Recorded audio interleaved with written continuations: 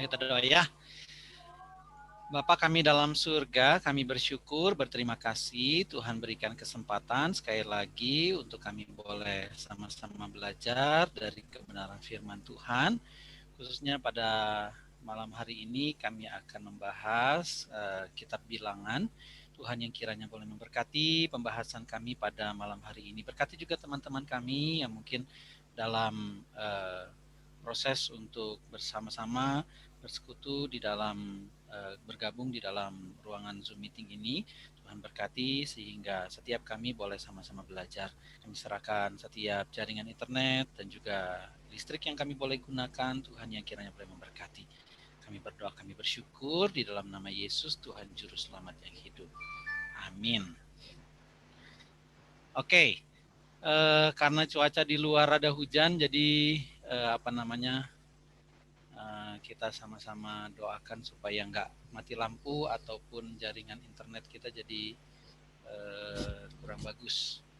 Oke, pada malam ini kita akan sedikit belajar tentang kitab Bilangan ya. Kitab Bilangan sama seperti hampir sama seperti kitab Imamat, itu kitab yang cukup jarang dibaca sama orang Kristen ataupun kita yang yang biasa pegang Alkitab ya. Jadi karena memang ada beberapa hal-hal yang kayaknya bosen gitu, terus udah gitu yang dibahas itu cuman misalnya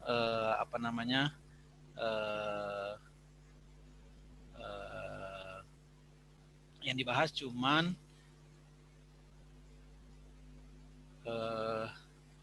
penghitungan-penghitungan gitu ya. Jadi karena memang judulnya juga adalah tentang numbers gitu ya. Jadi penghitungan orang Israel ataupun penghitungan yang lain.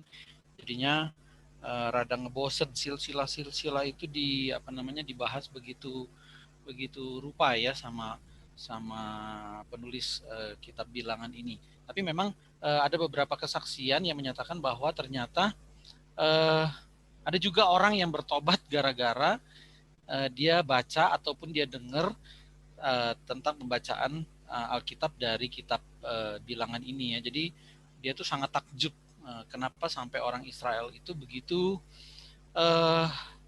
akuratnya di dalam penghitungan suku-suku mereka ataupun bapak-bapak leluhur mereka. Jadi mereka itu bisa ngurutin family tree-nya sampai ke atas-atas ya. Jadi ini merupakan satu hal yang sebenarnya nggak jelek-jelek amat ya, tetapi juga ada beberapa orang itu yang bisa dimenangkan menjadi orang percaya itu atau percaya kepada Tuhan itu juga melalui silsilah ya, karena dia cukup menghargai yang namanya silsilah.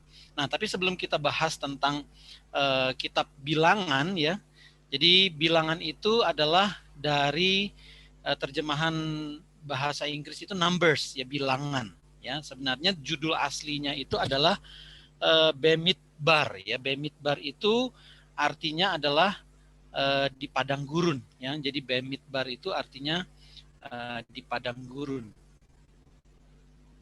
Ya, jadi Bemidbar itu artinya di padang gurun. Tetapi karena terjemahan dari bahasa Inggris Numbers ya, The Book of Numbers, dan bahasa Inggris itu mengambil terjemahan dari Septuaginta ya. Septuaginta juga punya pengertian bilangan atau numbers ya. Jadi kita sedikit belajar tentang Septuaginta. Nah, apa itu Septuaginta ya? Jadi di abad yang ketiga sebelum Tuhan Yesus lahir ya. Jadi kalau di Alkitab kita itu ada kitab Perjanjian Lama yang paling terakhir itu adalah kitab Maleakhi ya. Nah, dari kitab Maleakhi sampai kitab kitab Perjanjian Baru ya, itu yang paling awal itu adalah Matius.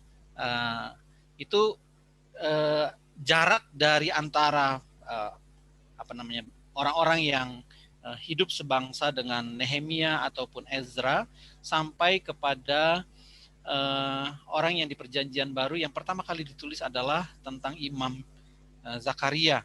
Itu kira-kira ada jarak durasi 400 tahun. Ya. Nah, Septuaginta itu muncul di masa-masa 400 tahun. Nah, itu biasanya disebut sebagai masa-masa kegelapan karena tidak ada mujizat Allah, lalu kemudian tidak ada yang namanya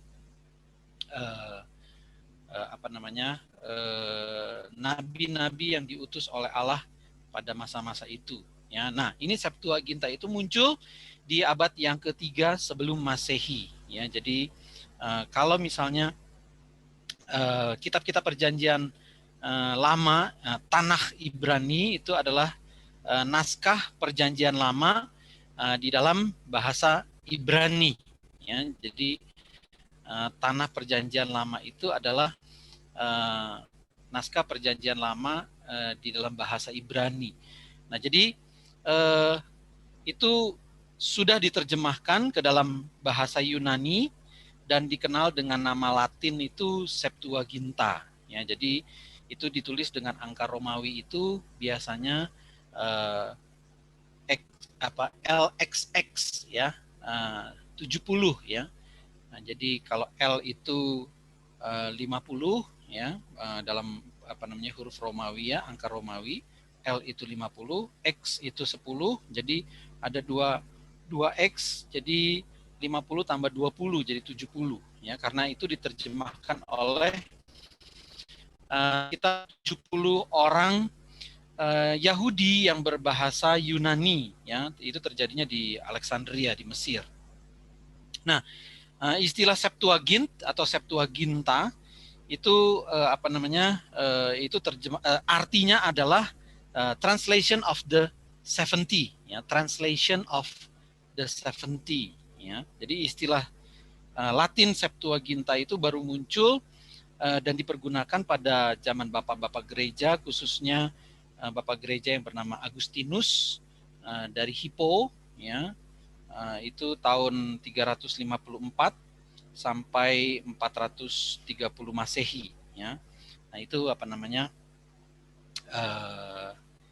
kenapa disebut sebagai Septuaginta di dalam bahasa Latin. Dan juga eksistensi Septuaginta ini merupakan kehendak Tuhan ya, karena kitab ini banyak dikutip juga oleh para rasul Kristus di dalam menuliskan berita Injil Kerajaan Allah dalam bahasa Yunani Perjanjian Baru ya. Jadi ada beberapa istilah-istilah di dalam Perjanjian Baru itu yang juga mirip-mirip dengan atau yang sama, bahkan diambil dari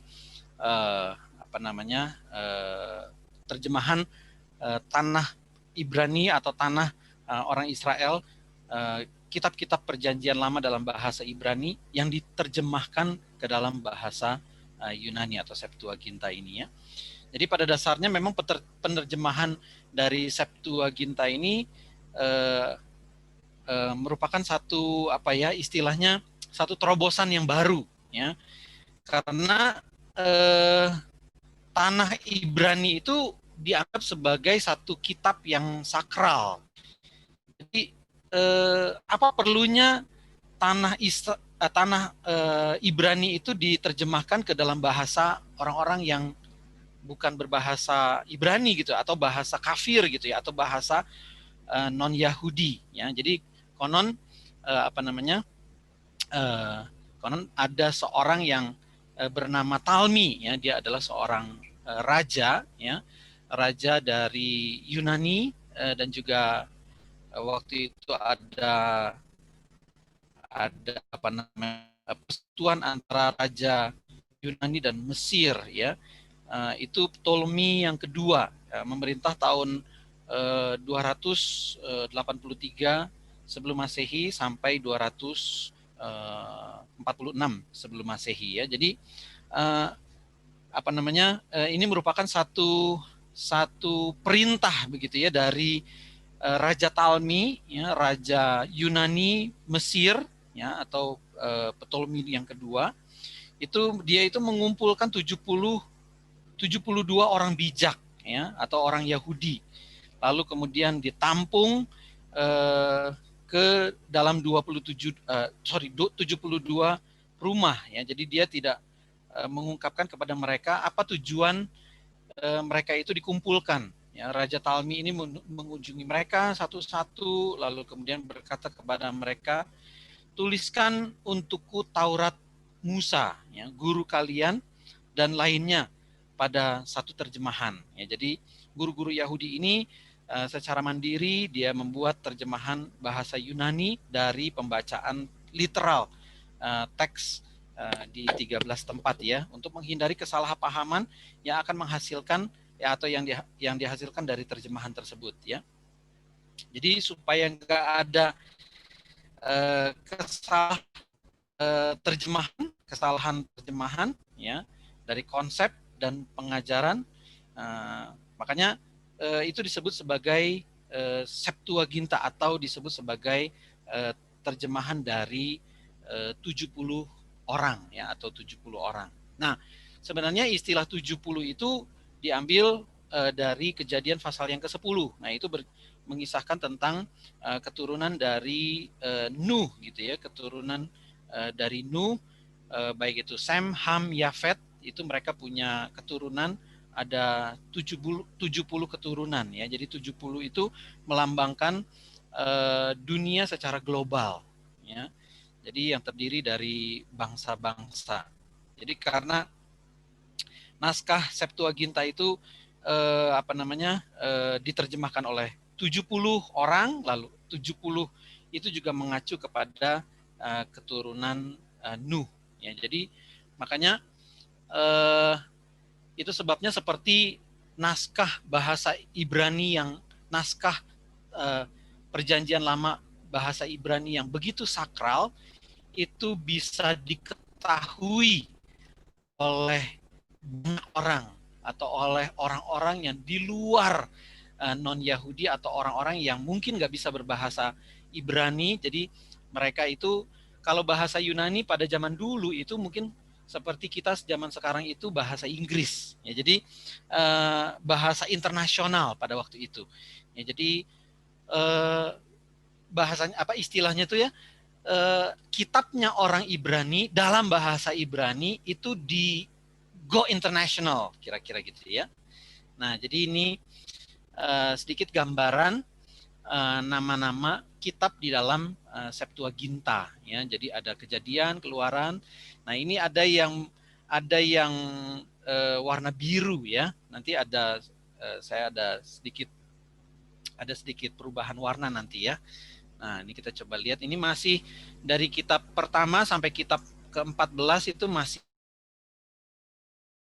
Kejadian, Keluaran, Imamat, Bilangan, Ulangan, terus Yosua, Hakim-Hakim, Rut, Samuel, terus Raja-Raja, Tawarikh. Nah, mulai di kitab yang ke-15 itu sedikit berbeda ya, Edras. Itu warnanya hijau. Nah, lalu kemudian ada kita juga ada Ezra, Nehemia, Esther. Ya, ternyata di mereka itu juga di Septuaginta itu ada kitab tambahan-tambahan dari kitab Esther. Makanya ada 18a, ada 18b. Lalu ada kitab Yudit, Tobit, ya, Makabe, ya, itu di dalam warna yang merah itu ya. Nah, lalu kemudian di warna hijau lagi ada kitab 3 Makabe, 4 Makabe. Lalu kita dari Esther kita langsung masuk ke Mazmur. Nah, yang warna merah sama warna hijau itu di kita nggak ada. Nah, lalu kemudian ada tambahan lagi di warna hijau itu Mazmur 151 ya. Kita Mazmur cuma sampai 150 ya. Lalu ada doa Manasye. Nah, yang biru ini sama lagi sama percis kayak kita ya. Ayub ya, Amsal, Pengkhotbah, Kidung Agung ya. Nah, lalu kemudian di kitab yang ke-31 di Septuaginta itu ya ada kebijaksanaan Salomo, kebijaksanaan Sirach. Lalu dari 33 sampai 46 itu sama lagi dengan kita ya. Hosea, Amos, Mika, Yoel, Obadja, Yunus, Nahum, Habakuk, Sefanya, Hagai, Zakaria, Maleaki, Yesaya, Yeremia. Ya, itu mirip sama kita. 47 Nah, ini beda lagi ya. Ada Baruh, di kita nggak ada. Kita di ratapan ada. Lalu ada surat kiriman Yeremia. Nah, ini warna yang ke pink ya. Terus udah gitu di kita juga ada Yehezkiel, Daniel. Nah, lalu kemudian ada tambahan Daniel, lalu ada Susana, ada Bel dan Naga. Nah, itu sedikit gambaran perbedaan dari kitab kita. Nah, ini minta maaf rada kecil ya, tapi mudah-mudahan bisa kelihatan ya. Yang warna biru seperti tadi ya, itu sama percis kayak kita punya ya, Alkitab kita. Lalu yang warna hijau, warna merah tua, lalu warna pink, nah itu nggak ada. Ya, di kita nggak ada. Kita yang sama percis itu adalah yang warna-warna biru. Ya, jadi ini keterangannya ya. Jadi warna biru itu adalah kitab-kitab yang terdapat di dalam tanah Ibrani, kitab Perjanjian Lama kalangan Protestan. Nah, kita tuh ada, ya. Nah, warna hijau yaitu ada di kitab-kitab Deuterokanonika ya, atau kanon yang kedua, ya. Nah, ini yang biasa kita kenal sebagai Alkitabnya orang Katolik, ya. Jadi dalam terjemahan Vulgata ya, terjemahan Alkitab di dalam bahasa Latin itu biasa disebut sebagai Vulgata, itu direvisi oleh Paus yang bernama Clementine ya. Itu tahun 1536 ya sampai 1605. Itu memasukkan 3 kitab-kitab ya, ada 3 sampai 4 Makabe itu dimasukkan dalam Deuterokanonika, lalu ada 3 dan 4 Edras, doa Manasye itu juga dimasukkan dalam lampiran Deuterokanonika. Nah, yang warna marun ya, merah tua, itu kitab-kitab yang masuk dalam golongan kitab-kitab Deuterokanonika ya, kalangan Katolik ya. Jadi sebenarnya nggak ada itu ya di dalam tanahnya Ibrani, kitab-kitab yang warna marun itu nggak ada ya. Jadi ya sedikit lihat lagi ya. Jadi di di Alkitabnya orang Israel, orang Yahudi ya, yang warna merah tua itu, marun itu nggak ada ya. Nah, lalu kemudian di situ juga ada yang warna pink ya, warna pink. Ya, itu berdasarkan keputusan gereja Roma Katolik ya, itu dalam pertemuan konsili di Trent gitu ya, pada tahun 1546 ya. Yang warna pink itu ya, itu masuk ke dalam Deuterokanonika ya, misalnya kitab Susana yang menjadi Daniel 13 ya, kitab Bel dan Naga ya, Bel dan and the Dragon yaitu menjadi Daniel 14 ya. Pada tanah Ibrani dan kitab Perjanjian Lama kalangan Protestan itu kitab Daniel hanya 12 pasal ya. Kita nggak punya Daniel pasal 13, Daniel pasal 14 kita nggak punya ya. Tapi di di Alkitab orang Katolik itu ada ya. Nah, lalu kemudian surat kiriman Yeremia itu ada di dalam terjemahan Alkitab ke dalam bahasa Latin Vulgata ya. Lalu kemudian jadi Deuterokanonika itu nggak sama dengan Septuaginta. Jadi ada beberapa kitab di dalam Septuaginta yang tidak termasuk ke dalam Deuterokanonika.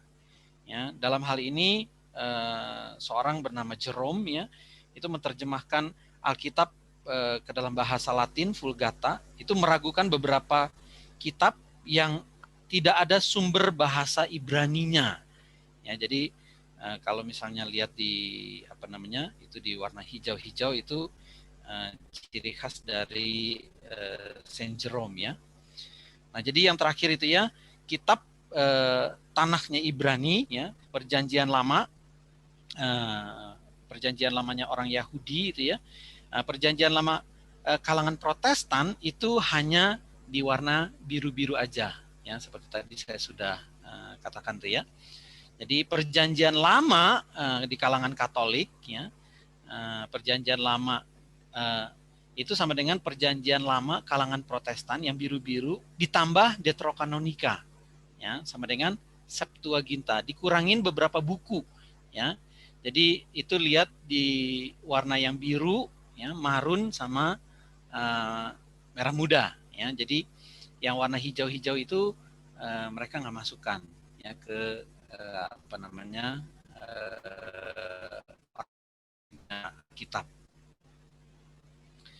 Ya, jadi kalangan ortodoks memasukkan seluruh kitab Septuaginta itu masuk ke dalam perjanjian lama mereka. Ya, jadi kalau gereja ortodoks itu semuanya ini, ya, ini semuanya ini masuk ke dalam Alkitab perjanjian lamanya mereka. Nah, ini dari kisah tentang Septuaginta. Ya, jadi kalau nama kitab bilangan, ya, nama kitab bilangan yaitu karena dari sini nih, ya, nama kitab bilangan itu dari sini nih, ya. Nah, ini kitab bilangan itu dari sini nih, ya, dari apa namanya Septuaginta, ya.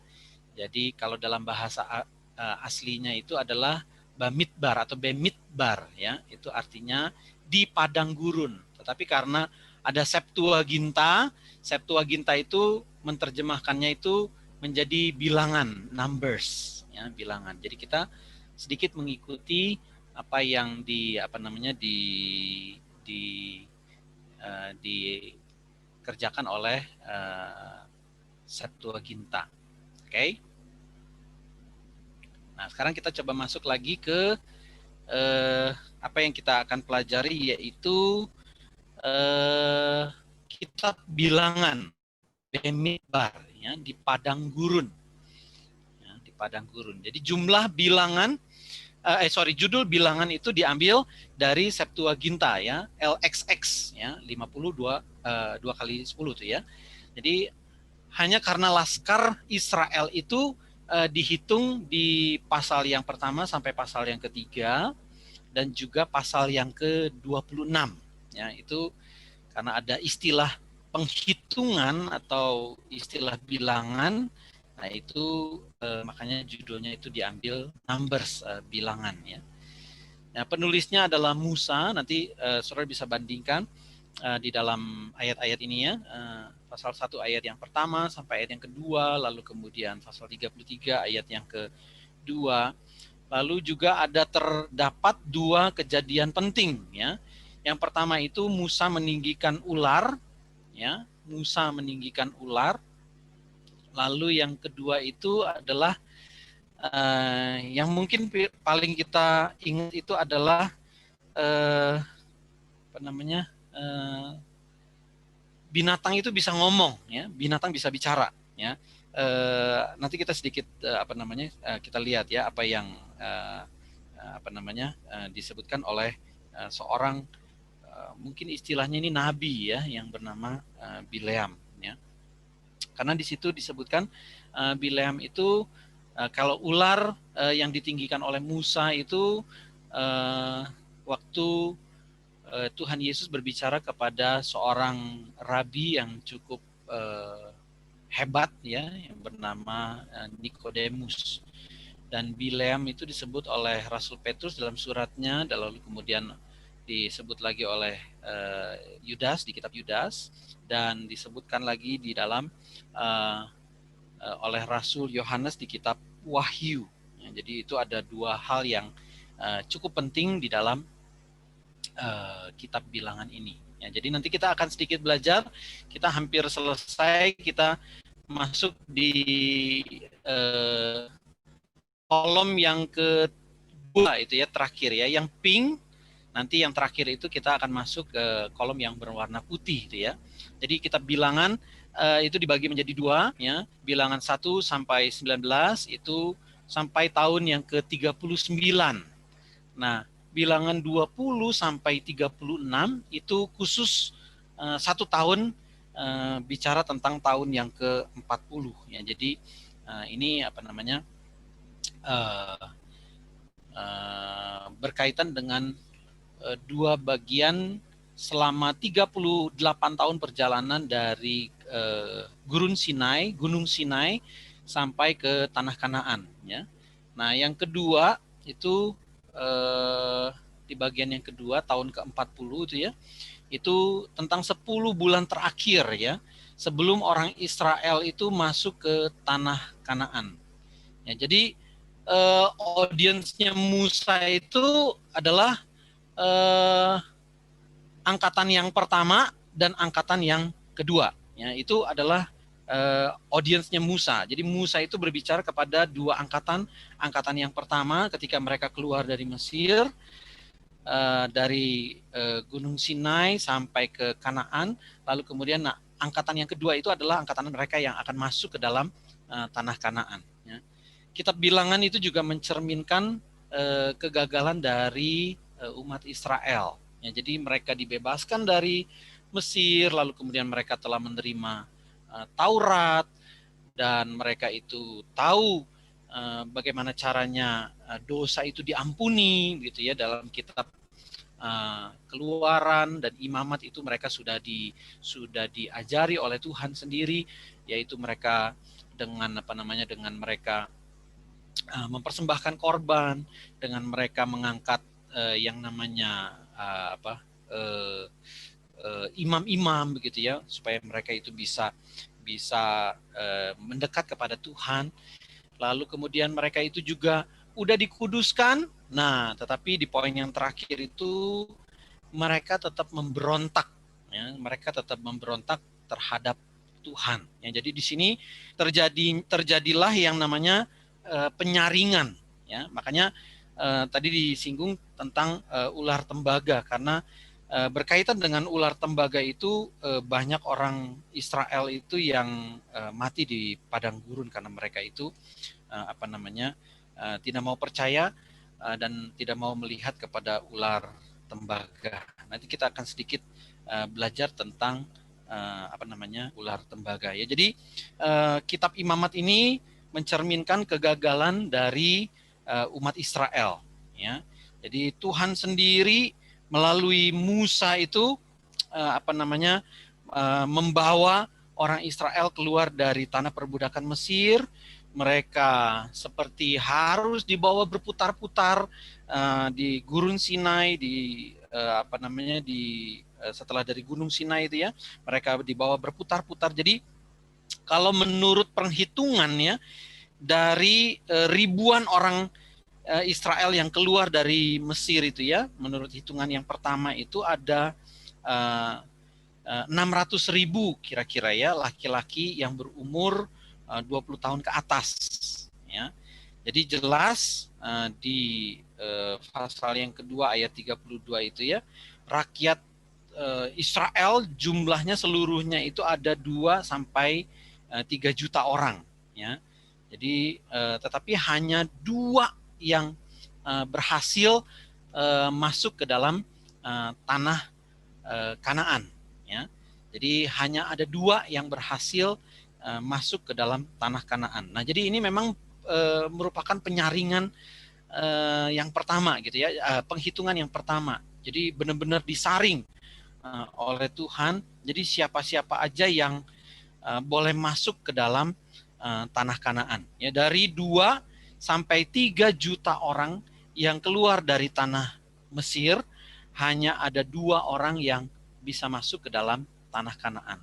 Ya, yang bernama Yosua dan Kaleb. Ya, jadi bangsa ini tuh memang selalu memberontak kepada Tuhan. Makanya ada istilah yang cukup terkenal, bangsa Israel adalah bangsa yang tegar tengkuk ya. Jadi keras kepalanya luar biasa ya. Jadi tetapi Tuhan itu menunjukkan kasih setianya kepada umatnya ya, dan memberikan satu ucapan berkat kepada orang Israel ya. Di Bilangan pasal yang ke-6 ya, ayat yang ke-22 sampai 27 itu ada ucapan berkat ya. The Lord bless you and keep you ya. The Lord make his face shine upon you and be gracious to you. The Lord lift up his countenance upon you and give you peace ya. Jadi ini satu ucapan berkat Bilangan pasal yang ke-6 ayat 24 sampai 26 ya. Jadi Tuhan itu memberkati dan melindungi. Tuhan menghadapkan wajahnya kepadamu. Tuhan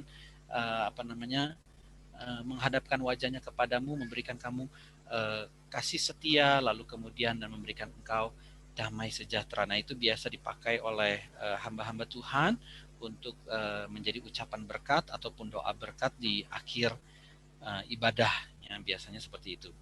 Jadi dari sana tuh jelas ya, dari ucapan berkat, dari kasih setia Tuhan yang Tuhan tunjukkan kepada umat Israel, itu bukan karena Tuhan gagal ya, tetapi karena orang Israel itu yang selalu gagal ya. Mereka itu gagal dalam mengikut Tuhan, dalam menjadi umatnya Tuhan ya.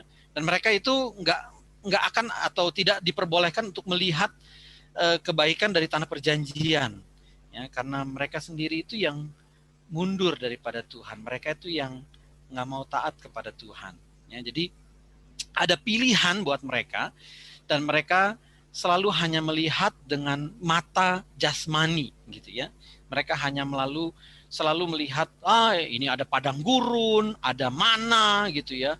Terus udah gitu jalan melulu ya, itu bosen. Ya, jadi mata rohani mereka itu buta ya, tapi mereka itu cuma menggunakan mata fisik mereka, mata jasmani mereka, dan melihat sekitarnya itu secara negatif. Jadi mata rohani mereka itu buta, janji-janji Tuhan itu tidak ada dalam realitas kehidupan mereka. Nah, maka dari itu mereka dibinasakan ya. Mungkin sama seperti kita ya, ketika kita melihat masa-masa yang susah, yang sulit seperti masa-masa pandemi sekarang gitu ya. Tadi sedikit ada percakapan dari teman-teman gitu ya, yang saya nguping gitu ya. Bosen gitu ya. Kalau mau CG online atau CG tatap muka ya. Kalau lagi bosen di rumah ya pengennya tatap muka ya. Tapi kalau lagi ketakutan karena ada zona merah di di tempat-tempat tertentu, ya udah kita online aja ya. Jadi kadang-kadang kita melihat situasi dunia itu dengan secara negatif ya. Kita nggak bisa lihat peluang-peluang apa yang Tuhan bisa berikan melalui misalnya masa-masa yang sulit ini. Oh, karena masa-masa yang susah kita nggak bisa keluar rumah, Tuhan memberikan teknologi, Tuhan memberikan internet, Tuhan memberikan jaringan-jaringan yang bisa digunakan untuk kita sama-sama terus bertumbuh kepada Tuhan. Ya, jadi kita harus juga bisa melihat dengan mata rohani kita. Ya, jangan kita berpikir bahwa terus-terus di rumah, saya bosen, saya pengen keluar, saya pengen jalan-jalan. Hati-hati ya, virus yang ada di luar itu nggak kelihatan, sehingga kita nggak tahu kapan kita kenanya. Kita lagi dites ternyata negatif, ternyata virusnya sudah ada di dalam, lalu kemudian ternyata kita juga sudah terkena yang namanya virus tersebut ya. Jadi tolong bijak-bijak, tolong dengan hikmat dan arif kita boleh gunakan waktu dan kesempatan kapan kita harus pergi dan kapan kita harus stay at home. Oke, sampai di sini mungkin ada yang mau ditanyakan, ada yang mau ditambahkan ataupun disanggah, saya persilakan. Ci Eva, Kak Ros, Cicaiha, Ko James, Bu Lili.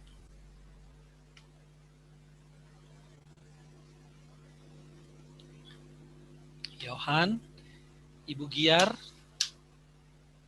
Pak Alex, Ci Susan, Ko Dedi, Pak Hernadi, Ko Dedi Wijaya. Kalau Florence nih mungkin Ko Awun kayaknya ya. Ko Agus, Dr. Lina, Pak Halim, apakah mungkin ada yang mau ditanyakan? Sebelum kita masuk lebih lanjut, tentang Banyak, Pak. ya boleh Oma. Kalau Yosua dan Kaleb itu kan diizinkan dan berhasil untuk masuk ke tanah Kanaan. Ya. Mereka itu benar-benar berarti orang yang benar-benar patuh kepada Tuhan ya. Dan sampai orang berjuta-juta itu sampai nggak ada yang bisa masuk ke tanah perjanjian. Berarti dosanya benar-benar diperhitungkan oleh Tuhan. Ya, to be exact, saya memang kurang mengerti ya kenapa sampai Tuhan itu memang benar-benar saringnya itu luar biasa ya, sampai mungkin kalau anggaplah 2 juta misalnya ya, 2 juta berarti kan itu 1.998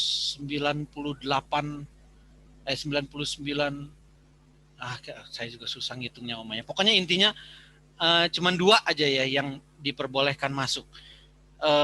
Berarti memang penyaringannya itu sangat ketat sekali karena Tuhan itu seperti mau bukan memberikan, Tuhan itu mau membentuk satu umat yang benar-benar baru dan murni begitu.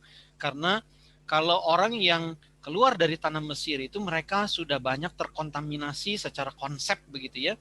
Itu dengan pengajaran-pengajaran yang diajarkan oleh orang-orang Mesir, yang ditanamkan dan diindoktrinasikan kepada orang-orang Mesir gitu ya. Kamu itu bukan manusia, kamu itu budak. Kamu itu bukan manusia, kamu itu orang yang lebih rendah daripada manusia, karena budak zaman itu bahkan sampai zaman Tuhan Yesus itu adalah orang yang tidak mempunyai hak atas dirinya sendiri. Jadinya mereka itu terkonsep seperti itu. Lalu kemudian mengenai Allah-Allah mereka atau sembahan-sembahan mereka. Mereka itu sampai makanya kan waktu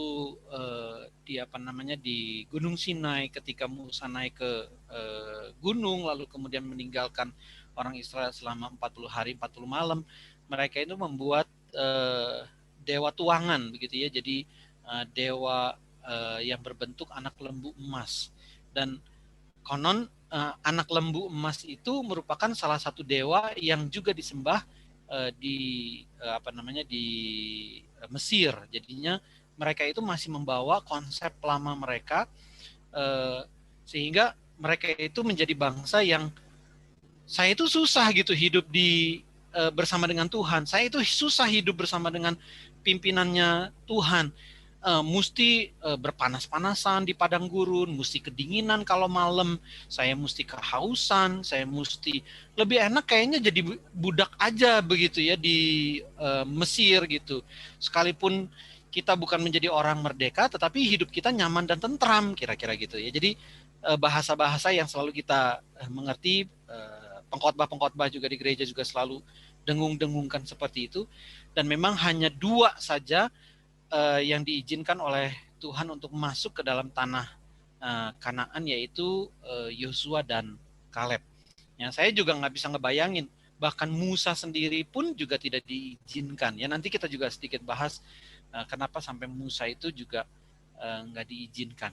Ya, jadi memang screeningnya Tuhan itu memang benar-benar ketat gitu ya. Jadi nggak ada tuh kayak orang yang sudah di swab ternyata negatif padahal virusnya sudah ada ya. Tuhan itu screeningnya itu begitu akurat ya. Jadi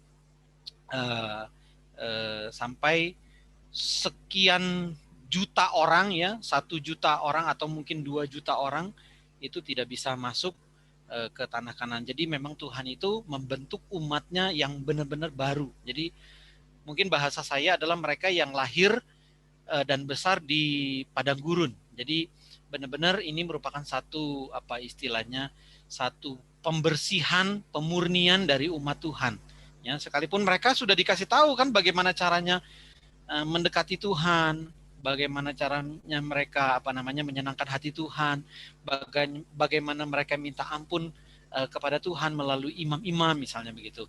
Ya, tetapi pun mereka tetap tidak mau taat di dalam pimpinannya Tuhan. Ya, jadi benar-benar pemurnian yang Tuhan berikan kepada umatnya itu memang benar-benar akurat.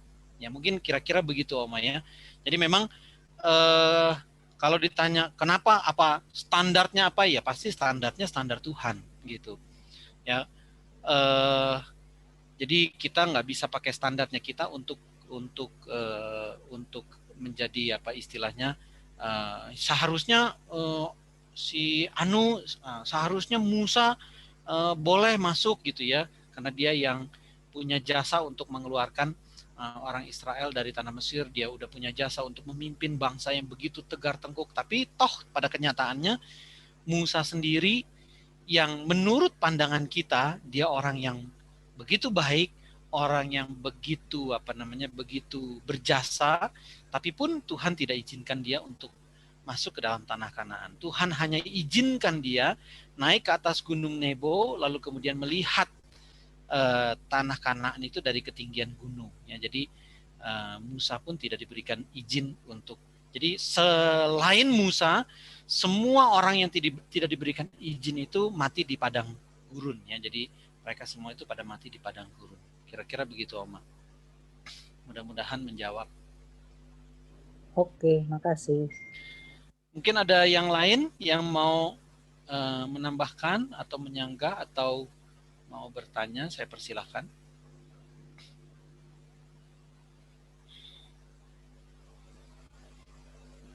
Oke, kita lanjut ya. Kita lanjut. Kita akan coba lanjutkan. Kita akan lihat tentang kemah suci dan tabut perjanjian.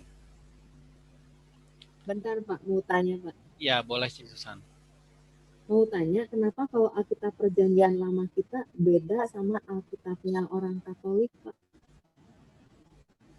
Nah, tadi saya di awal saya sudah panjang lebar, Ci. Saya udah jelaskan, Ci. Susan tadi masuknya rada telat ya, Ci? Enggak, Pak. Enggak ya? Enggak. Tadi saya tadi udah rada panjang lebar, saya sudah jelaskan bahwa terjemahan Alkitab ke dalam bahasa Latin itu Vulgata itu ya, itu memang banyak mengambil kitab-kitab yang ada di dalam Septuaginta. Jadi kitabnya orang Katolik itu banyak ngambilnya itu juga dari Alkitab terjemahan bahasa Latin Vulgata. Nah, jadi kalau Alkitab itu Perjanjian Lama kan ditulisnya itu kan dalam bahasa Ibrani. Di Yunani itu oleh 70 orang, ya. Lalu kemudian mereka itu disebut sebagai Septuaginta, atau kitab-kitab itu disebut sebagai Septuaginta. Jadi Perjanjian Lama di dalam bahasa Yunani. Nah, ternyata Septuaginta itu nggak pure, nggak murni Perjanjian Lama. Ternyata ada kitab-kitab tambahan yang mereka masukkan gitu. Ya, jadi tadi yang saya sudah sedikit jelaskan itu ya, kalau yang warna biru-biru itu ya, bisa nggak saya balik ya, sebentar ya, sebentar Susan ya. Ya, tahu Pak, yang tadi ada warna biru-biru, yang ada merah marun, yang hijau itu kan. Nah, tadi maksudnya tuh kenapa kita tuh menganutnya, kenapa kita nggak Septuaginta juga gitu maksudnya tuh. Jadi kan kita nggak sama yang Katolik. Karena anggap aja kalau yang Katolik itu menganut ngambil dari yang Septuaginta itu. Nah, kalau kita kenapa enggak gitu, Pak? Kalau kita kenapa Protestan itu kenapa tidak gitu ya? Kenapa tidaknya? Nah, itu memang jujur saya belum terlalu dalemin itu ya, kenapa tidaknya ya. Tetapi ada banyak kemungkinan kenapa sampai tidak gitu. Jadi ada kemungkinan ya, memang kayak misalnya begini ya, ada beberapa reformator itu yang sedikit istilahnya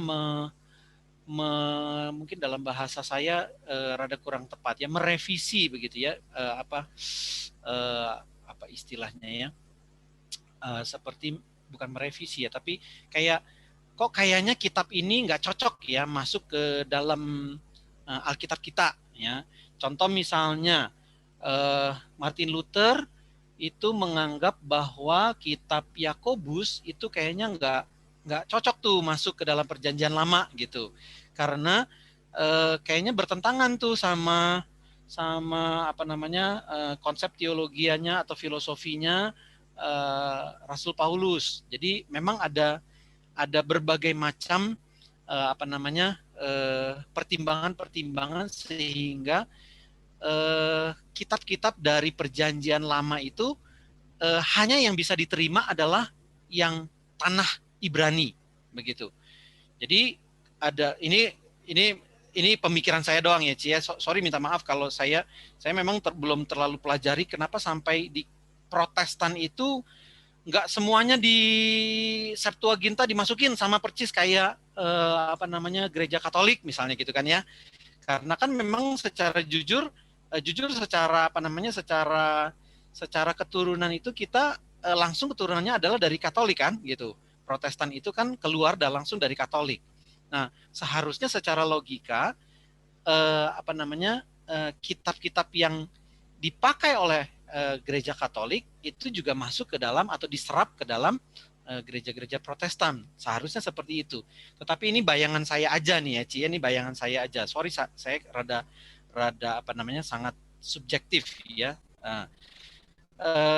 Kemungkinan ada pertimbangan karena kitab-kitab yang warna biru tadi itu doang yang ada di dalam tanahnya Ibrani dalam perjanjian lamanya orang Yahudi.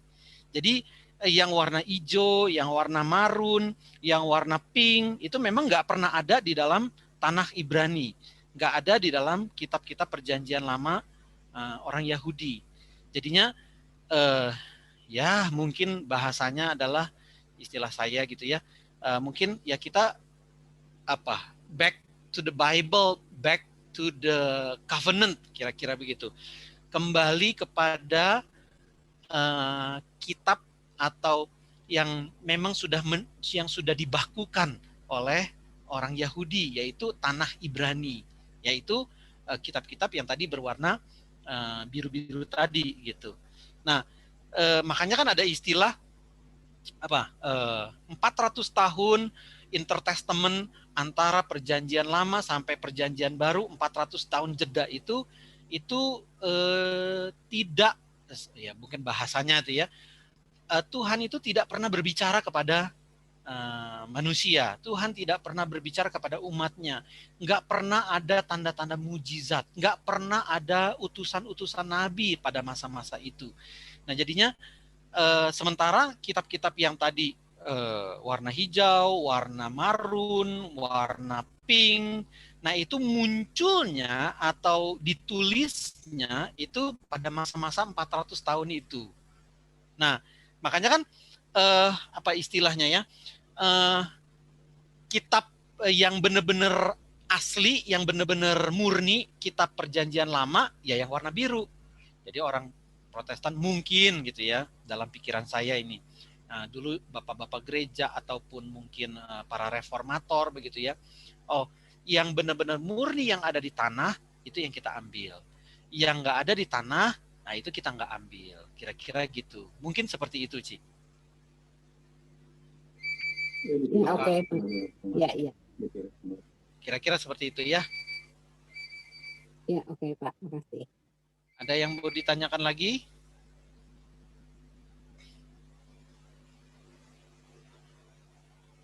Oke, kita lanjut ya. Kita masuk ke dalam kemah suci dan tabut perjanjian ya. Jadi di sini ada gambar dari kemah suci ya. Kemah suci itu gambar yang kotak di tengah itu ya. Nah ini apa istilahnya ya? Ya bentuknya kira-kira seperti ini ya, bentuknya seperti ini. Jadi ini kemah sucinya ya, yang kotak ini ya. Nah lalu kemudian, nah kemah suci itu percis ada di tengah-tengah ya, kemah suci itu percis ada di tengah-tengah. Nah lalu kemudian ternyata itu ada suku-suku Israel yang berkemah di sekitar kemah suci. Nah beberapa waktu yang kemarin di pembahasan tentang kitab Keluaran kita sudah bahas masalah ini ya. Tetapi ini yang menjadi satu istilahnya satu poin yang cukup penting karena Allah beserta dengan kita. Ya, Tuhan ada di tengah-tengah Israel yang diwakili oleh kemah suci. Nah, ada bukan tiga, tapi 12 suku Israel itu dibagi menjadi tiga ya. Jadi ada di utara itu ada suku Dan, Asher, Naftali. Lalu kemudian di timur itu ada suku Yehuda, Isakar sama Sebulon.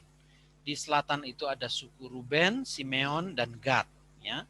Lalu kemudian di barat itu ada suku Efraim, Manasye dan Benyamin. Nah, tapi yang menarik adalah di lebih dekat lagi ya, itu ada suku Lewi. Lihat ya. Nah, Bani Merari suku Lewi, ya, Bani Gersom suku Lewi, kaum Harun ya itu juga adalah suku Lewi ya, para imam-imam.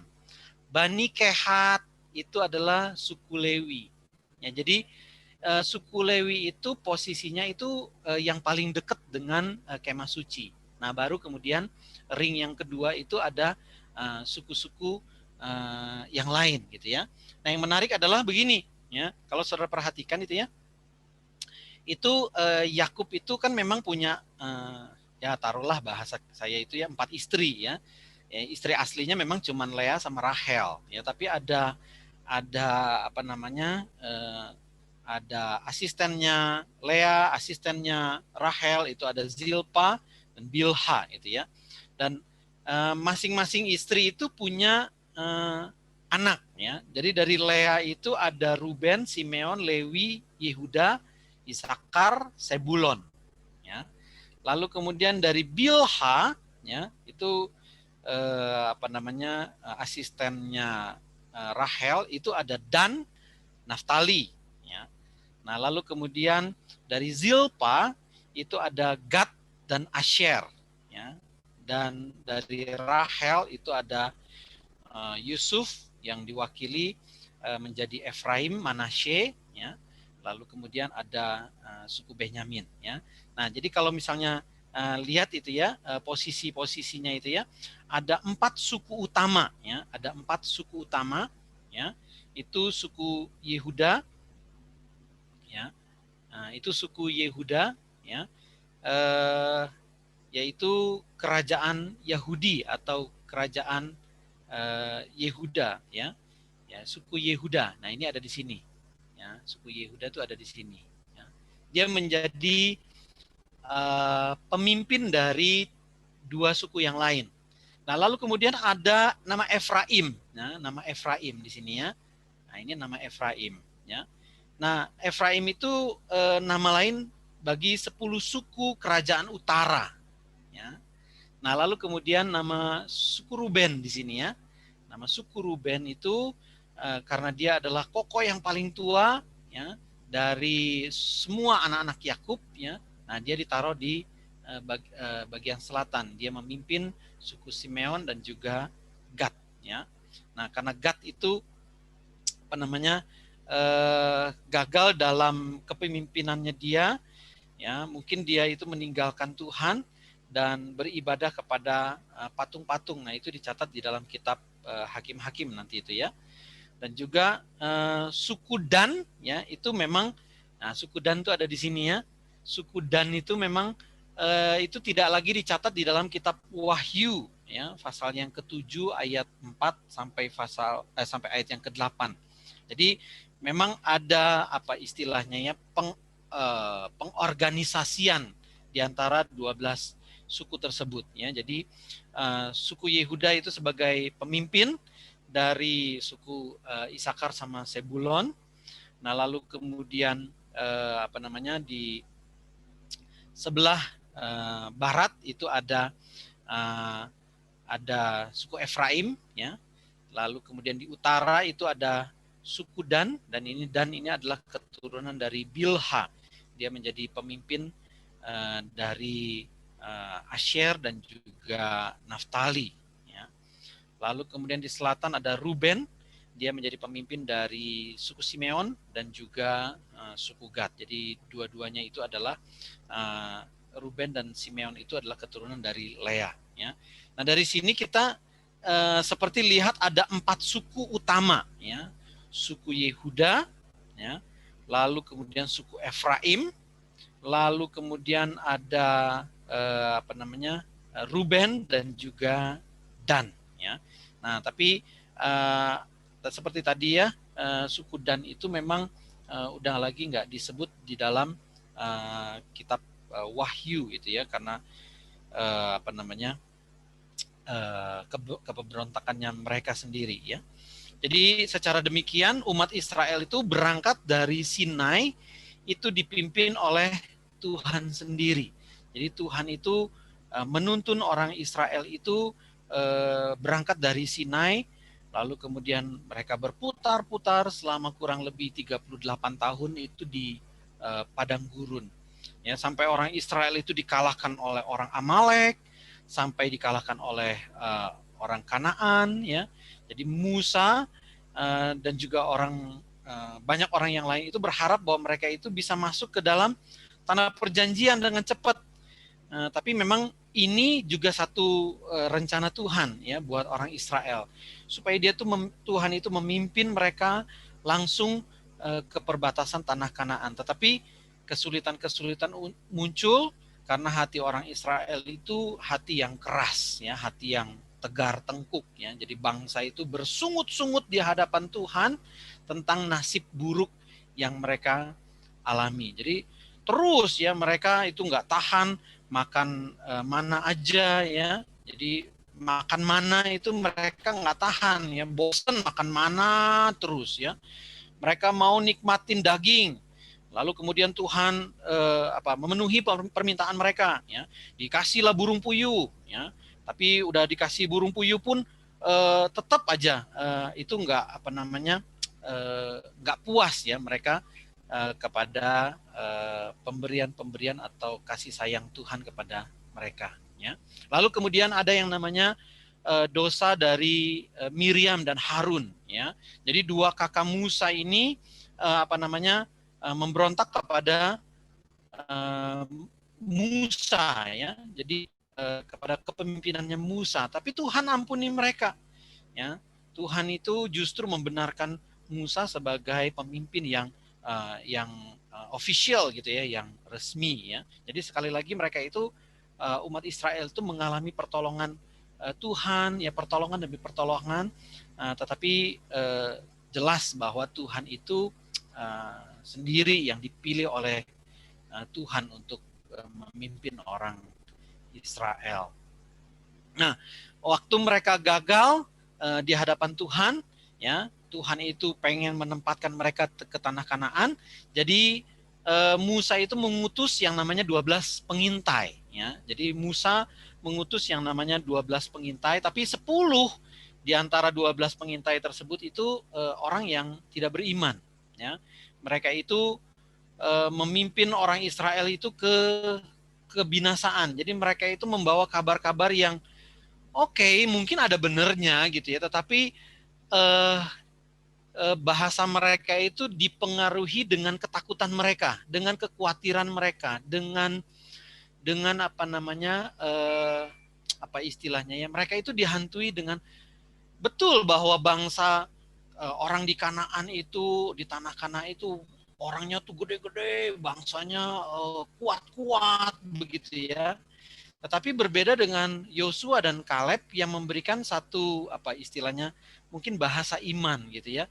Jadi sekalipun di sana ada kesulitan, sekalipun di sana ada kekhawatiran, ada ketakutan, tetapi kok kita yakin bersama dengan Tuhan kita pasti akan bisa lewat masa-masa tersebut atau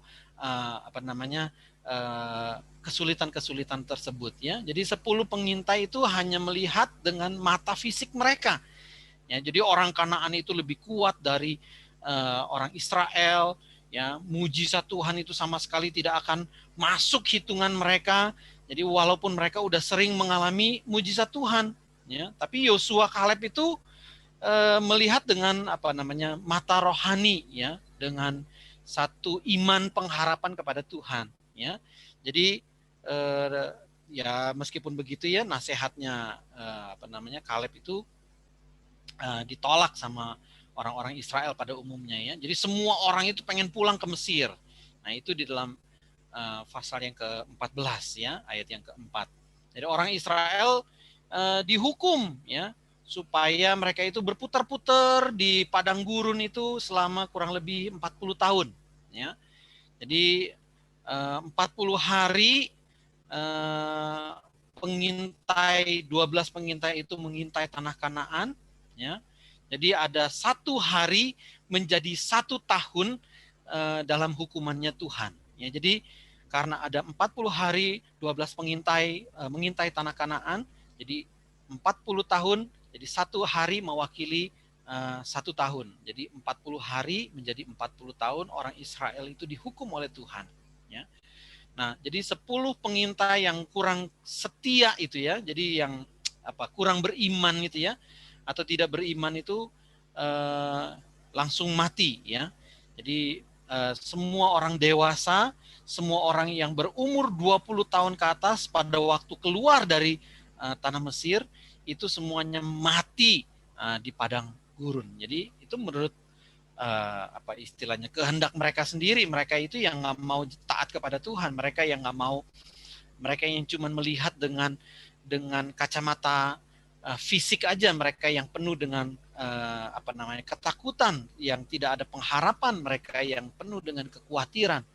Ya, tetapi umat Tuhan, ya, itu tetap dipelihara, tetap dijaga, ya. Jadi anak-anak dari orang-orang yang pada mati di padang gurun itu, ya, sekalipun orang tua mereka itu mati di padang gurun, mereka itu anak-anaknya masuk ke dalam tanah Kanaan dan menaklukkan semua bangsa yang ada di tanah Kanaan, ya. Tetapi mungkin kita ngelihatnya kayaknya gini, ya. Kayaknya perjanjian lama itu penuh dengan perang deh. Kayaknya Tuhan itu selalu memihak kepada orang Israel deh. Selalu membuat orang Israel menang terhadap istilahnya orang-orang yang ada di tanah Kanaan. Jadi mungkin bayangan kita gini, ya. Semua orang di tanah Kanaan, di tanah perjanjian itu, semua itu dikalahkan oleh orang Israel. Ya, Tuhan mengalahkan semua orang melalui orang Israel. Nah, sebenarnya sih nggak seperti itu, ya. Jadi Tuhan itu tidak mengalahkan atau tidak membasmi semua bangsa di tanah Kanaan, ya. Hanya orang-orang yang menentang kepada orang Israel, nggak mau orang Israel ada di situ. Nah, itu orang-orang itu doang yang, atau bangsa itu doang yang dibasmi oleh Tuhan, ya. Jadi sebenarnya begini, ya, sampai detik ini, ya, itu tanah Kanaan, tanah perjanjian atau tanah Israel itu menjadi tanah rebutan, ya. Entah itu oleh orang-orang Israel, entah itu oleh orang-orang Palestina, atau mungkin kan istilah Palestina itu muncul dari Filistin. Nah, orang Filistin itu adalah orang-orang yang berasal dari Pulau Siprus. Jadi kalau misalnya saudara lihat di Laut Tengah itu, ya, ada Kepulauan Siprus. Nah, kemungkinan Kepulauan Siprus itu orang-orangnya adalah dari orang-orang Yunani.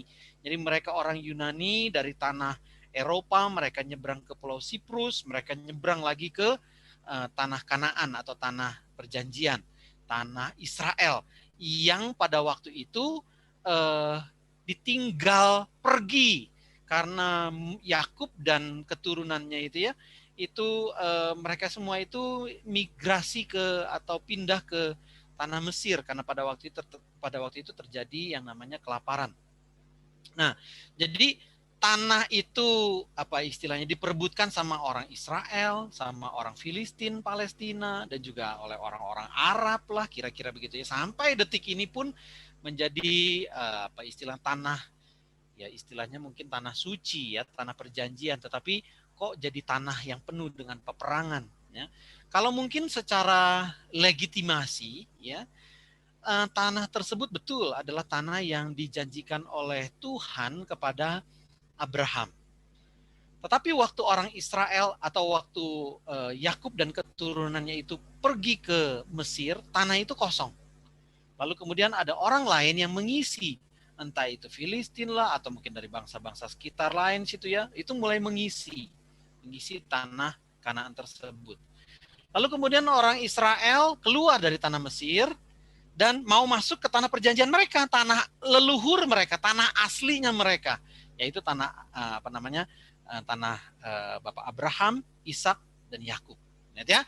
Nah, jadi ini orang yang asli yang punya tanah itu datang mau mengklaim tanah aslinya.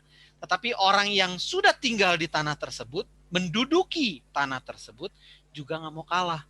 Ini tanah leluhur gua. Ini bapak-bapak gua yang dulu ya siapa suruh bahasanya ya, lu kenapa pergi kira-kira begitu. Ya jadi ini saling mengklaim jadinya.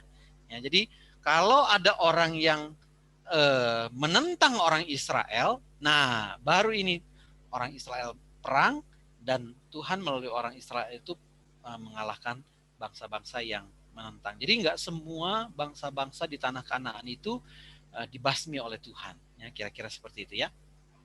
Nah, lalu kemudian terjadilah yang namanya penghukuman di padang gurun selama kurang lebih 38 tahun mereka itu harus berputar-putar di padang gurun itu ya. Jadi ada dua peristiwa yang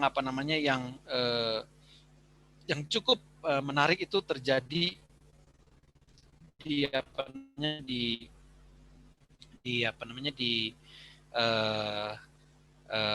penghukuman bangsa Israel itu adalah tentang ketika Musa itu berbuat dosa ya. Jadi ada penghukuman terhadap Musa itu yang di tanah yang namanya Meriba itu ya.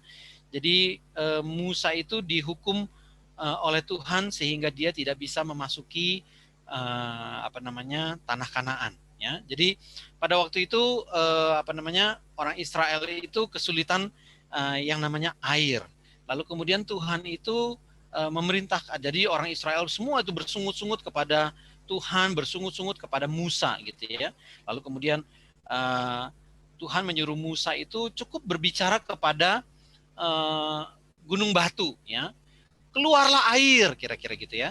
Lalu kemudian karena Musa juga dengan sangat jengkelnya, mungkin udah emosi begitu ya. Jadi Musa itu nggak berbicara kepada gunung batu. Jadi kalau Tuhan suruh Musa itu bicara aja sama gunung batu itu ya.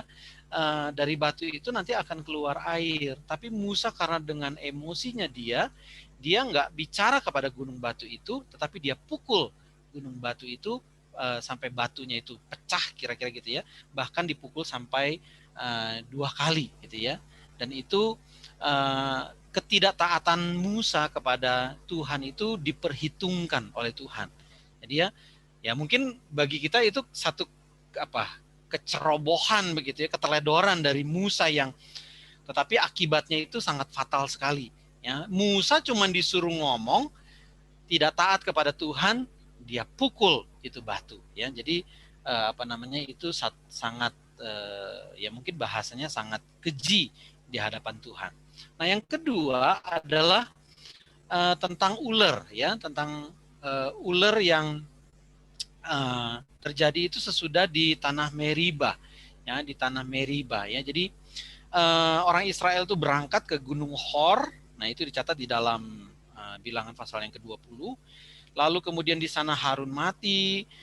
Dari sana itu di perjalanan tuh orang Israel tuh berontak kepada Tuhan dan kepada Musa lagi ya, karena mereka haus, lalu kemudian mereka capek dan semuanya itu membosankan buat mereka ya. Jadi istilahnya itu kami sudah muak ya, kami telah muak, itu di pasal yang ke-21 itu ya, ayat yang ke-5. Ya, jadi sekarang Tuhan menghukum mereka secara langsung ya. Tuhan itu menyuruh ular-ular tedung ya, yang tadi warna merah itu ya. Jadi ular-ular tedung tuh ya. Jadi itu disuruh untuk memagut ya. Jadi banyak orang Israel itu yang mati ya. Nah, nggak tahu ya secara tepat itu ular semacam apa yang dimaksud ya. Kemungkinan itu mungkin ular gurun atau ular pasir atau apa begitu ya. Tetapi bahasanya itu ya, kalau dalam bahasa aslinya itu adalah ular yang berapi ya. Kemungkinan itu dari warna ular tersebut ya, yang kemerah-merahan ya, lalu kemudian ada bintik-bintik hitam begitu ya. Lalu kemudian ular itu juga sering ada di padang gurun. Jadi atau mungkin juga karena perasaan orang yang dipagut oleh ular tersebut ya. Jadi mereka itu seperti sugesti gitu ya. Mungkin ularnya itu nggak beracun ya, tetapi karena perasaan jadi mereka jadi mati. Atau juga ular ini sangat beracun ya.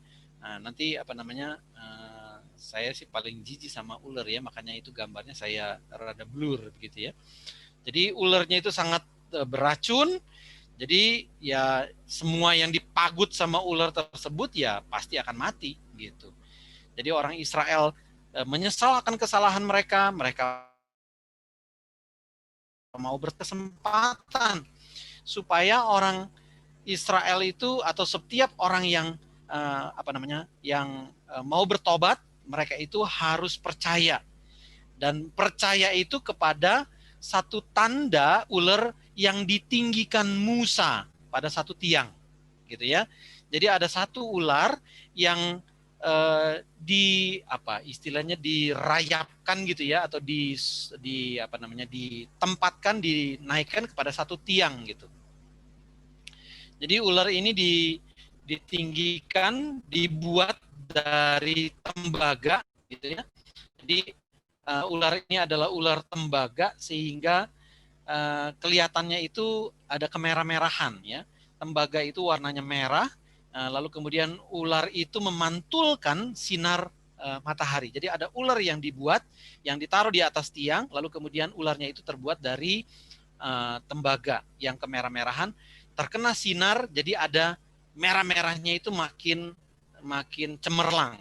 Ya, jadi ini merupakan satu gambaran yang Tuhan Yesus sendiri analogikan gitu ya, atas peristiwa kematiannya dia. Karena begitu besar kasih Allah akan dunia ini sehingga dia mengaruniakan anaknya yang tunggal, sehingga setiap orang yang percaya kepadanya seperti ular ditinggikan oleh Musa ya, demikian juga anak manusia nanti akan ditinggikan ya. Ular yang berwarna merah dan tubuh Tuhan Yesus juga yang berwarna merah berlumuran darah itu ya. Jadi ular ditinggikan pada satu tiang, Yesus itu ditinggikan juga di atas satu tiang, yaitu tiang kayu salibnya. Jadi Yahweh berkuasa atau Tuhan itu berkuasa atas ular, dan Yesus itu berkuasa atas dosa dan maut dan setan. Dan setiap orang yang memandang kepada ular tembaga itu akan hidup ya. Dan orang yang percaya kepada Tuhan Yesus dan penderitaannya akan diselamatkan, akan hidup. Nah, saudara, Martin Luther itu menjelaskan peristiwa ini sebagai satu ular yang ditinggikan itu kelihatannya seperti ular sungguhan, tetapi tidak dapat menyakiti karena tidak beracun. Demikian Yesus itu adalah manusia, ya, tetapi tanpa dosa. Hanya karena Yesus ya, hanya karena Yesus maka dosa manusia itu dibawa oleh Tuhan Yesus ke atas kayu salib, maka kuasa jahat, kuasa gelap itu dikalahkan dan kita boleh diselamatkan. Nah, makanya ada tanda kalau tidak salah ini adalah tanda dari apotek begitu ya. Kalau saudara pergi ke apotek itu biasanya ada tanda ulernya gitu ya. Nah, jadi tanda apotek itu siapa yang beli obat, siapa yang makan obat, ya bisa disembuhkan, kira-kira gitu ya. Minta maaf Dokter Susan sama Dokter Lina ya. Ini saya nggak tahu ya apakah tanda kedokteran juga ada tentang ular-ular begini ya. Tapi kalau tanda apotek gitu ya, nah itu lambangnya ular. Jadi ada kemungkinan itu dia mengambil dari kisah ular tembaga ini. Nah, lalu kemudian yang kisah yang menarik juga adalah tentang Bileam. Ya. Jadi sesudah pengalaman umat Israel ya mengalahkan Sihon raja Hesbon ya dan juga Og raja Basan ya, mereka itu siap menaklukkan bangsa Kanaan ya dan menduduki tanah Kanaan ya.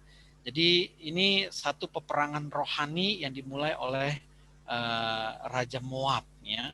Jadi orang Israel berkemah di dataran Moab ya, di daerah seberang Sungai Yordan dekat Yeriko. Nah, orang Moab ini sangat takut ya. Jadi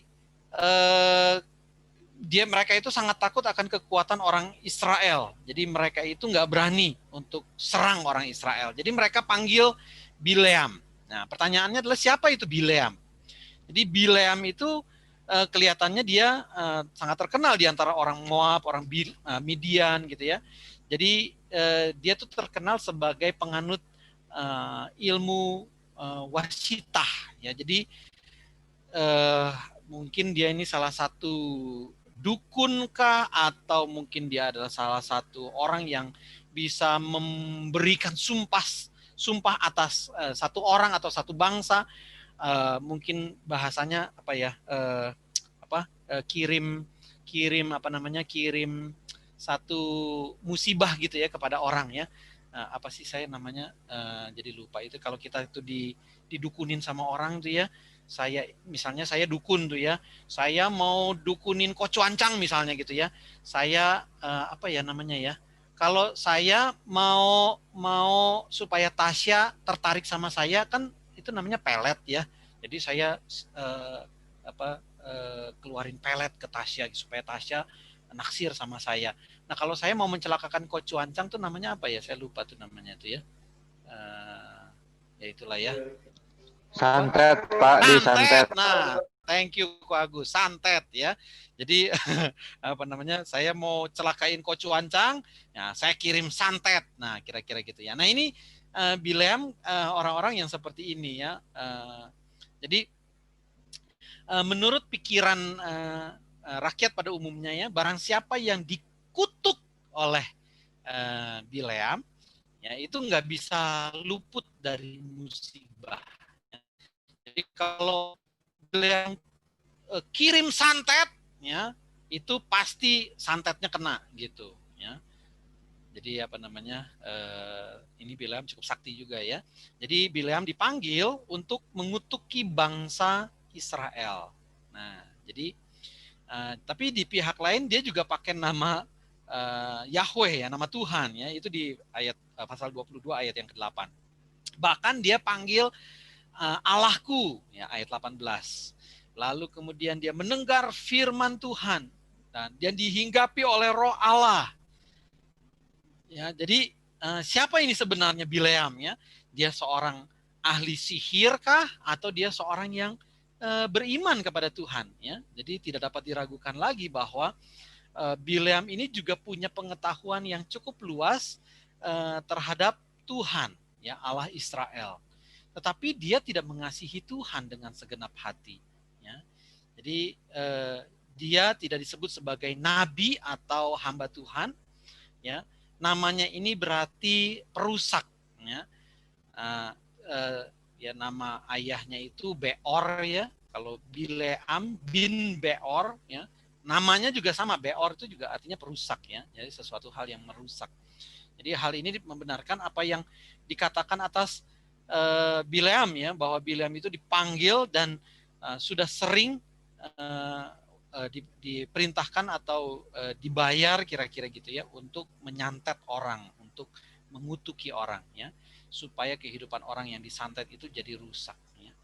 Jadi tidak ada satu nabi pun di dalam perjanjian lama yang mengutuki orang lain. Jadi nabi-nabi Tuhan itu nggak pernah mengutuk orang lain, tapi memperingatkan itu sering ya. Ya, karena pasti itu yang namanya kalau menyantet atau mencelakakan orang itu biasa disebut sebagai juru tenung ya. Makanya Yosua 13 ayat 22 ya, Bileam itu disebut sebagai juru tenung. Lalu kemudian lebih mencintai upah daripada Tuhan Ya, itu 2 Petrus 2 ayat yang ke-15 sama Yudas ayat yang ke-11. Lalu kemudian Bileam itu di kitab Wahyu itu disebut sebagai menyesatkan orang Israel supaya mereka makan persembahan berhala dan berbuat zina. Ya, jadi Tuhan itu menyatakan firman-Nya kepada Bileam, tetapi pada akhirnya dia lebih suka memilih upah dunia. Ya, dia lebih suka bayaran, dia lebih suka tipuan dosa daripada kesetiaan kepada Allah yang Maha Kuasa. Ya, jadi nubuat-nubuatnya itu sangat menarik, sangat penting. Makanya ketika dia berbicara, dia harus memberkati umat Israel. Nah, itu dicatat dalam pasal yang ke-23 ayat 11 sampai ayat yang ke-12 ya.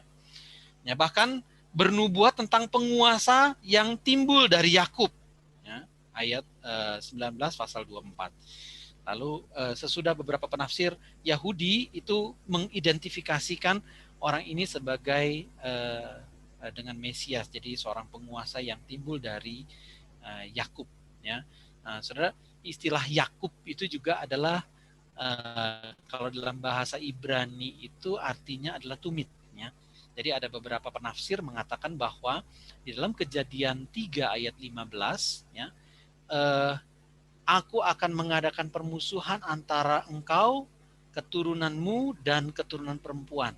Ya, keturunan perempuan itu akan menginjak kepalamu, tetapi engkau itu akan meremukan tumitnya. Nah, istilah tumit itu punya pengertian adalah Yakub. Ya, jadi Yakub itu adalah anak yang memegang tumit kokonya. Gitu. Jadi waktu Yakub lahir, dia pegang tumit kokonya, makanya itu dia disebut sebagai si tumit gitu. Jadi dari keturunan si tumit itu akan menginjak kepala setan, kira-kira gitu. Jadi ada yang menafsirkan di Kejadian 3 ayat 15, ya, dari keturunan Yakub lah akan keluar muncul yang namanya Mesias gitu. Dari keturunan Yakub lah yang berasal dari keturunan perempuan, ya.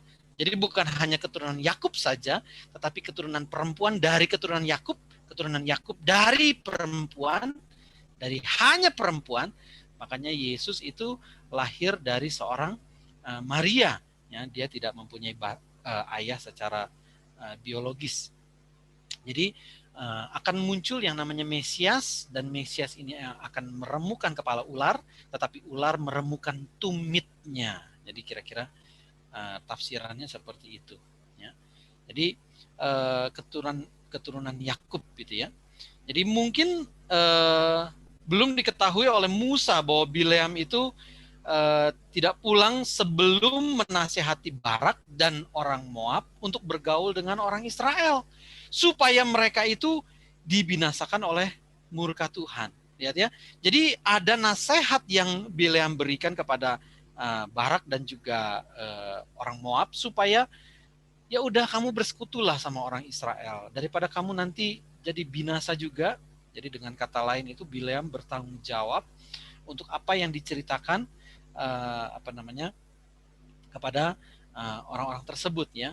Nah, dengan nasihat yang jahat ini dia berhasil karena orang Israel itu jadi nggak setia kepada Tuhan ya. Jadi di situ kalau kita ingat ceritanya ya, di gambar ini ada ada malaikat pegang pedang, lalu kemudian ada keledai yang ditunggangi oleh Bileam ya. Jadi ada berapa binatang yang dapat berbicara di dalam Alkitab ya. Saya cuman catat itu kalau nggak salah ada 2 ya. Jadi keledainya Bileam itu yang bisa bicara, lalu kemudian ada ular yang berbicara kepada Hawa ya di kitab Kejadian 3. Oke. Nah, pembahasan kita sampai di sini. Mungkin ada yang mau menambahkan, ada yang mau menyanggah, ataupun ada yang mau bertanya. Saya persilahkan.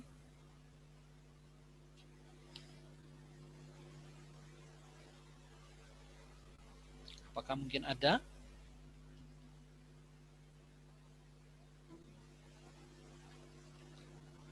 cukup.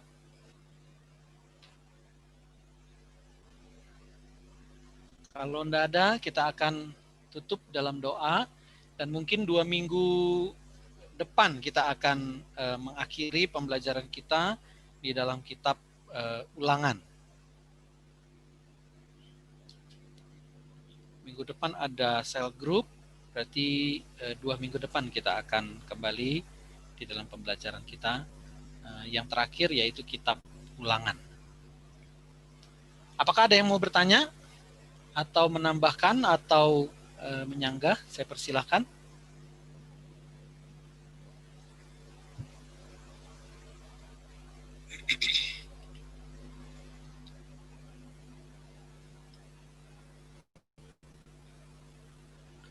Tidak ada? Baik, boleh minta dengan kasih Ko Agus Setiawan boleh menutup kita di dalam doa. Apakah Ko Agus available? Oke, mari rekan-rekan sekalian kita bersatu dalam doa ya. Bapa dalam surga, kami ucap syukur untuk kesempatan yang istimewa di malam hari ini. Kami boleh kembali belajar di dalam PA yang diadakan oleh Camp Kanaan. Kami boleh belajar mengenai perjanjian lama Tuhan. Terima kasih untuk di malam hari ini kami boleh belajar lebih lanjut hal-hal yang sebenarnya mungkin kami belum paham atau mungkin kami kurang paham. Tapi di malam hari ini melalui penjelasan hamba-Mu yang sudah Tuhan pakai itu, Pak Jem, yang sudah mempersiapkan PA ini menjelaskan bagi kami bagaimana tentang kitab-kitab yang ada di dalam perjanjian lama ini Tuhan, dan juga perbedaannya dengan Katolik dan juga yang lainnya. Terima kasih Tuhan untuk penyertaan-Mu, pemberitahuan yang Tuhan sudah berikan bagi kami, biarlah ini menjadi satu yang menjadikan kami lebih paham firman-Mu. Pengetahuan ini tidak menjadikan kami sombong atau menjadi tinggi hati, tapi kami tunggu terus memiliki hati yang rendah hati. Kami seperti anak kecil yang terus mau belajar firman Tuhan. Kami menjadi anak-anak yang terus-menerus haus akan firman Tuhan. Kami terus-menerus mau belajar dalam kebenaran firman-Mu. Terima kasih Tuhan Yesus untuk kesempatan ini. Biarlah Tuhan berkati dalam waktu 2 minggu akan datang. Kami juga boleh kembali mengikuti PH ini Tuhan. Kami terus belajar dalam satu rasa yang haus dan ingin mengenal kerjaan-Mu dan lebih dalam lagi. Terima kasih untuk hamba-Mu, Pendeta Jem Batimau sudah mempersiapkan dan juga membawakan PA pada malam hari ini.